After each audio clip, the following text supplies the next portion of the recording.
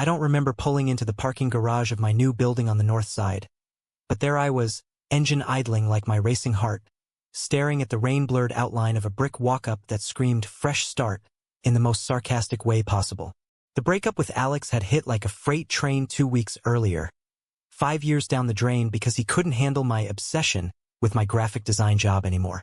"You're always buried in your laptop, Ty," he'd spat during that last fight in our Wicker Park apartment. His face twisted in that familiar mix of hurt and accusation. I'd begged, he'd yelled, and then he'd packed a bag and left me with the lease and a hole in my chest the size of Lake Michigan. Now here I was, 28 years old, hauling soggy boxes up 3 flights of stairs because subletting a room on Craigslist was my Hail Mary for survival. The ad had promised, chill vibe, no drama, which in Chicago speak meant, pray you don't end up with a serial killer. My arms burned by the time I reached the door marked 3B, and I fumbled with the key the super had slid under the mat. The door swung open to a blast of warm air scented with coffee and fresh laundry. Homey. Almost too perfect. "Whoa, easy there, cowboy. Let me grab that." A voice cut through the downpour in my ears, deep and easy, like a blues riff on a lazy Sunday. I looked up, and there he was. My new roommate Jordan, silhouetted against the glow of string lights draped over exposed brick walls. He was tall, maybe 6 feet 2 inches, with broad shoulders under a faded Cubs hoodie, his dark hair tousled like he just rolled out of bed. His smile hit me like a lifeline, crooked, genuine, with laugh lines that said he'd seen some shit but came out swinging. "Ty, right? I'm Jordan. Here. Gimme the heavy one before you drop it on my cat." He scooped the box from my arms without waiting, muscles flexing under the sleeves in a way that was efficient, practical, nothing more. I muttered a thanks and followed him inside, dripping water across the hardwood like a guilty confession. The apartment was a cozy 2-bedroom in Lincoln Park, the kind of place that felt like a hug after a bar fight. Mismatched furniture, posters of indie bands I'd never heard of, and a kitchen island cluttered with takeout menus and a half-built Lego skyline. Jordan set the box down and flipped on the kettle, not missing a beat. "You look like you could use a hot toddy. Or coffee. Or both. Rain's biblical out there." "Huh." I collapsed onto the couch, peeling off my soaked jacket, and let out a laugh that bordered on hysterical. "Coffee. Black. And yeah, it's like the skies personally pissed at me." He nodded, pouring without asking twice, and slid the mug into my hands. His fingers brushed mine, warm, calloused from whatever manual job he did, and for a split second, the world didn't feel so goddamn heavy. We talked that night until the storm broke, me spilling the guts of the breakup like cheap whiskey, him listening with those steady hazel eyes that didn't judge, just absorbed. Jordan was 30, a high school history teacher who'd grown up in the South Side but dreamed of trading chalk dust for something bigger. Maybe writing a book about forgotten Chicago ghosts, the bootleggers and civil rights marchers who'd shaped the city. "History's just stories we tell to make sense of the mess," he said, leaning back with his feet up. "Your ex sounds like one of those ghosts, haunting you, 'cause you let him." By midnight, the apartment felt less like a crash pad and more like neutral ground. He showed me my room, a sunlit nook with a queen bed and a window overlooking the L tracks, and clapped me on the shoulder. "Welcome home, Ty. No drama here. Promise." I crashed hard that night, the rain a lullaby outside. But in my dreams, Alex's face morphed into shadows, and Jordan's voice whispered through the cracks. The first week blurred into a rhythm I didn't know I craved. Morning started with the sizzle of bacon, Jordan's ritual.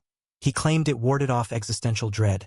And we'd split the paper over coffee, trading barbs about the Bears' latest flop or the latest alderman scandal. He was easy company, the kind that filled silences without demanding them. Afternoons, I'd hole up in the living room with my laptop, sketching logos for freelance gigs, while he graded papers at the kitchen table, humming Motown under his breath. One evening, as October's chill crept in, we hit up a dive bar on Halstead, neon signs buzzing like fireflies, the air thick with stale beer and laughter. Jordan ordered us shots of Jameson, clinking glasses with a grin. To rebuilding, brick by goddamn brick. I downed mine, the burn chasing away the ghosts, and for the first time since the breakup, I felt like we played pool, him schooling me with a shark's precision, and when he lined up a tricky bank shot, his focus was magnetic, lips pursed, body coiled like a spring. I chalked my cue, trying not to notice how his jeans hugged his hips, how the bar's dim light carved shadows across his jaw. What the hell, Ty? I shook it off, blaming the whiskey. Back home, buzzed and boneless, we collapsed on the couch for a movie. Some gritty 90s flick about lost boys in the city. Halfway through, his head lolled onto my shoulder, breath steady against my neck. I froze, heart thudding like a bass drum. This was Jordan, my roommate, my buddy. Straight as the Magnificent Mile, or so I'd assumed from the ex-girlfriend stories he dropped casually. But in that moment, with his warmth seeping through my shirt, something stirred in me, unfamiliar and electric. I shifted away gently, blaming the room's spin, and pretended to sleep when he mumbled an apology later. The doubts crept in like fog off the lake. Was I just rebounding? Projecting? Alex had been my first real everything, college sweetheart, the guy who'd held my hand through my mom's cancer scare 2 years back. We'd built a life, or so I thought, until the fights eroded it like acid rain. Now, with Jordan, every shared glance felt loaded, every laugh a spark. I buried it in work, pounding out designs until my eyes burned. But at night, alone in my room, I'd replay the bar light on his face, wondering what world I'd stumbled into. It all unraveled on a crisp Saturday in November, the kind where the air bites just enough to remind you you're alive. Jordan had dragged me to a street fair in Andersonville. Booths hawking pierogies and vinyl, rainbow flags snapping in the wind like a subtle nod to the neighborhood's pulse. Smon, ti, loosen up. Life's not all heartbreak and deadlines. He bought me a corn dog, teasing me about my ketchup obsession, and we wandered until we hit a queer art pop-up. Canvases splashed with bold strokes of longing and defiance. Inside, the crowd hummed, couples entwined, friends in glittery scarves, and Jordan moved through it like he belonged, chatting with the artist about symbolism in urban decay. I hung back, nursing a cider, feeling like an outsider in my own skin. When he caught my eye, waving me over, I forced a smile. "This stuff's intense," I said, nodding at a painting of two men silhouetted against a burning skyline. "Yeah," he replied, voice low. "Hits close to home sometimes." There was a pause, heavy as the incense in the air, and then he added, almost too casual, "You ever wonder about that world, Ty? The one where you don't have to hide?" My stomach flipped. "What, like this?" I gestured vaguely, heat rising in my cheeks. He shrugged, eyes searching mine. "Or whatever feels right. No judgment here." We left soon after, the conversation hanging unfinished, but back home, as we cracked beers on the fire escape, the city sprawled below like a glittering promise. I felt the first real crack in my armor. Jordan didn't push, just shared stories from his teaching days. Kids grappling with identity in a world that still drew lines in the sand. "Everyone's fighting their own battles," he said, clinking his bottle to mine. "Yours doesn't have to be alone." That night, I lay awake, the L rumbling like thunder in my veins. Alex texted, "Miss you. Let's talk?" And I deleted it, but the betrayal lingered, a shadow of what I'd lost. Little did I know, the real storm was brewing closer, in the man just a wall away, who was starting to feel like the anchor I never knew I needed. Winter clamped down on Chicago like a vice, turning the streets into a slushy gauntlet and the apartment into our fortress. December brought blizzards that buried the city, but inside 3B, it was all twinkle lights and Jordan's infamous hot cocoa, spiked with bourbon and topped with marshmallows that melted into sweet oblivion. We'd fallen into this domestic groove, him quizzing me on Super Bowl trivia while I mocked his obsession with true crime podcasts. "You're gonna end up paranoid," I'd say, tossing a pillow at his head. He'd catch it, grinning that lopsided grin, and fire back, "Better paranoid than unprepared, Detective Ty." But under the banter, the undercurrent pulled stronger. I'd catch myself watching him. How he'd hum while chopping onions for chili, sleeves rolled up to reveal forearms dusted with dark hair. How he'd stretch after a run, tank top clinging to sweat-slicked skin, oblivious to the way it made my pulse stutter. I told myself it was gratitude, nothing more. Jordan had become my therapist without the bill, dragging me to therapy sessions when I balked, forcing me to journal the breakup wreckage instead of bottling it. "Words are weapons, man," he'd say. "Wield 'em right, and you win the war." One night, after a particularly brutal client deadline left me pacing like a caged wolf. He cornered me in the kitchen. "Talk to me, Ty. You're unraveling." His hands were on my shoulders, steadying, and I cracked, words tumbling out about Alex's latest Instagram stunt. Some vacation pic with a new guy. All sun-kissed beaches and filtered perfection. He moved on like it was nothing. Like we were nothing. Jordan pulled me into a hug then, fierce and unyielding, his chin resting on my head. He was a fool. "You're gold, Ty. Pure fucking gold." I clung to him, face buried in his chest, inhaling the clean scent of soap and pine. It was platonic. I insisted to the roaring in my ears, brothers in arms. But when he pulled back, his eyes lingered a beat too long, soft with something unspoken, and I bolted to my room, heart hammering. The new year dawned with fireworks over the lake. But for me, it cracked open old wounds. Alex showed up at the apartment unannounced on New Year's Eve, soaked from the sleet, eyes red-rimmed and desperate. Jordan was out grabbing champagne, leaving me to face the ghost alone. "Ty, please. I messed up. That guy? A rebound. You're the one I want." His voice broke, hands reaching for mine, and for a humiliating second, I wavered, the muscle memory of love pulling like gravity. We talked for an hour, him pacing the living room, me curled on the couch, dissecting the wreckage. "I was scared," Alex admitted, voice raw. "Your ambition. It made me feel small." I nodded, tears pricking, because part of me still loved the idea of us, the stability, the history. When Jordan walked in, arms laden with bottles, the air thickened like smoke. Alex stiffened, forcing a polite nod. "Hey, man. Roomy, right?" Jordan's smile was tight, eyes flicking to me with a question. "Yeah. You staying for the toast?" Alex declined, kissing my cheek, a chaste promise, and left with a lingering look that promised more. The door clicked shut, and Jordan uncorked the bubbly with a pop that echoed too loud. "You okay?" he asked, handing me a flute, but his voice carried an edge, a fracture I couldn't place. We toasted to fresh starts, but the night soured. Jordan was quieter, nursing his drink, and when midnight struck, confetti raining from the TV screen, he hugged me quick, too quick, and retreated to his room. I knocked later, glass in hand. "Everything cool?" He opened the door in sweats, hair rumpled, looking every inch the vulnerable guy beneath the rock. "Yeah, just seeing him here stirred shit up. Go enjoy your night, Ty." I didn't. Instead, I crashed on the couch, replaying Alex's plea against Jordan's guarded eyes. Betrayal? No, that was too harsh. But the seed was planted. Had Jordan been holding back because of my baggage? Or was I reading maps into margins? January thawed into a tentative spring, but the tension simmered. Alex texted daily. Flowers arrived at my door, and guilt gnawed at me for even considering it. Jordan noticed, of course, pulling away with longer hours at school, group hangs instead of our duo dives. "You should go for it if it feels right," he'd say when I vented. But his jaw clenched, words clipped like a bad edit. The breaking point came mid-February, Valentine's Day bullshit turning the city into a rom-com set. I'd planned to work through it, but Jordan ambushed me with tickets to a Blackhawks game. Nosebleeds, but the energy was electric, the United Center pulsing with chants and beer foam. We yelled ourselves hoarse, high-fiving over goals, and in the roar, the walls crumbled.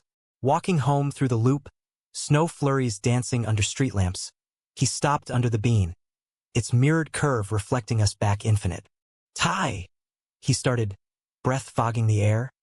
"I gotta say something, before it eats me alive." My stomach dropped. "Alex, he's not right for you. Not because of what he did, but because..." He trailed off, rubbing his neck, vulnerability cracking his voice. "Because I've been falling for you since that first rainy night, and it's killing me to watch you circle back to him." The world tilted. Jordan, my Jordan. Liking me? Like that? Pieces clicked. The lingering touches, the late-night talks laced with subtext, the way he'd light up when I laughed. But I was straight, wasn't I? Alex had been my only frame of reference, a straight-laced blueprint. This was uncharted, terrifying. Jordan, Shit, I don't know what to say. Panic clawed up my throat. "You're my best friend. This changes everything."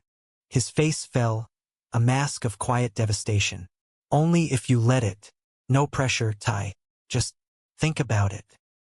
He walked ahead, shoulders hunched against the cold, leaving me staring at our warped reflections.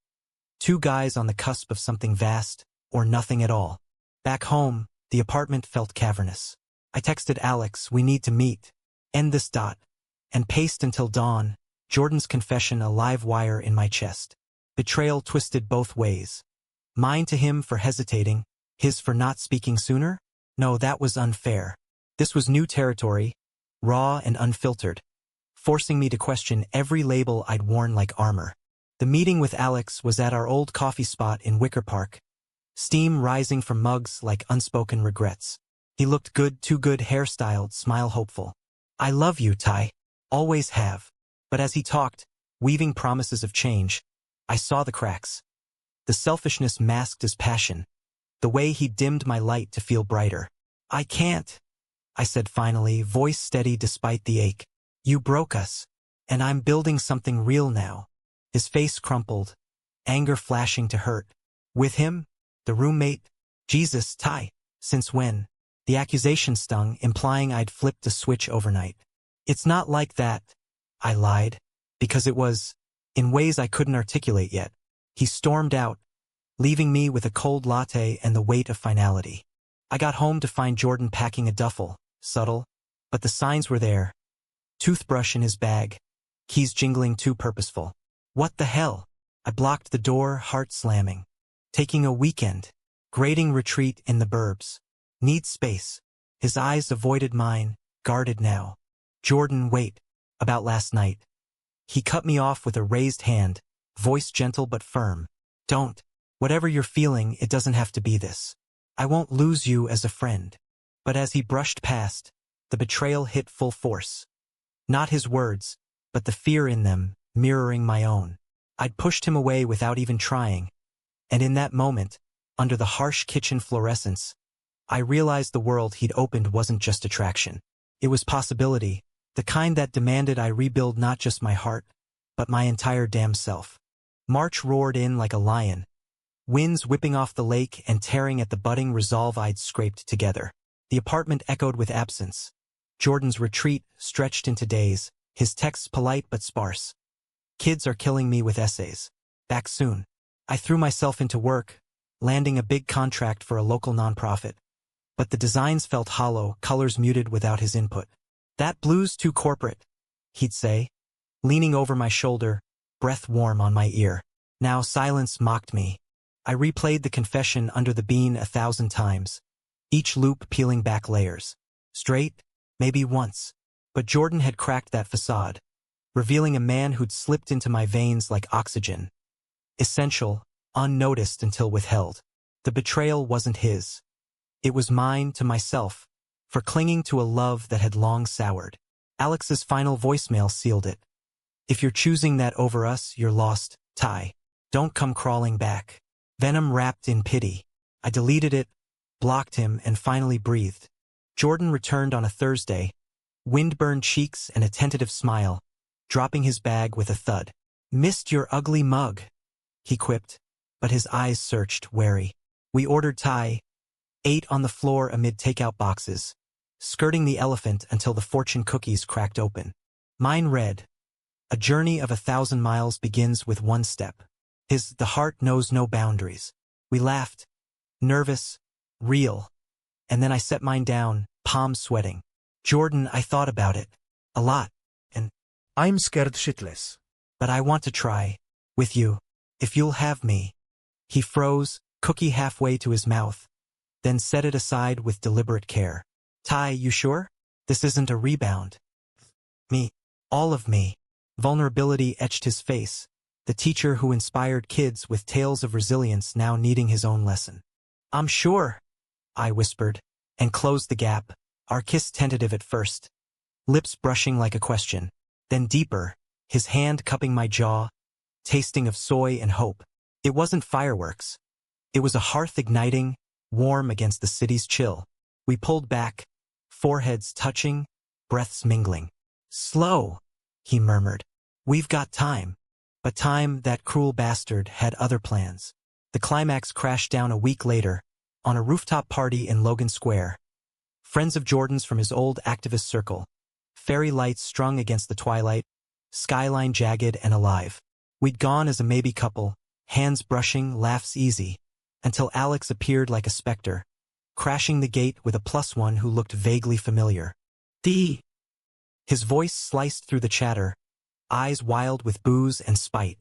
The crowd parted, murmurs rippling. Jordan tensed beside me, hand finding mine under the table. Solid, anchoring. Alex staggered closer, the girl on his arm smirking like she'd been briefed. Heard you were slumming it. With him? After everything? The betrayal unfolded in layers. Alex hadn't just rebounded. He'd weaponized it, spreading whispers to mutuals about my phase, painting Jordan as the homewrecker. I saw your texts, Alex sneered, waving his phone like evidence. Begging for another chance, then ghosting? Pathetic. Lies, all of it. Fabricated screenshots glowing under the string lights, timestamps fudged to damn me. Gasps echoed. Eyes turned. Jordan stepped forward, voice steel. Back off, man. This is done. But Alex lunged, shoving him. A drunken swing that glanced off Jordan's shoulder. Chaos erupted.